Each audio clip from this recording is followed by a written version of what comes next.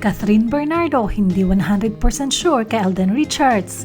Kumakalat ngayon ang mga larawan at video ni Catherine Bernardo at Alden Richards na sobrang sweet.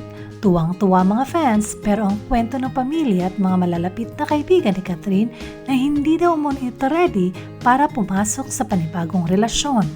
Napag-alaman ng ating reliable source na sobrang nasaktan si Catherine sa breakup nila ni Danielle Padilla.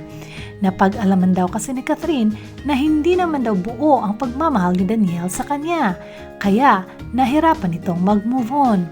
Kaya daw, mas makakabuti para kay Catherine na magpapahinga daw umano itong my love at mag-focus lang daw muna sa career at sa kanyang mga negosyo. Hindi din daw 100% sure ang pamilya at mga kaibigan ni Catherine kay Alden Richards dahil may mga nakaraang di kanais-nais at pagdating sa pag-ibig. Marami na din daw itong mga babaeng nalilink o dinidate at biglang iniiwan. Kaya pinagsabihan daw umano si Catherine na mag-ingat kay Alden. Takot daw kasi silang bigla na lang daw may love si Catherine kay Alden. Maliban sa pamilya ni Catherine, ay karamihan din sa mga fans ni Catherine ay ayaw ni Alden.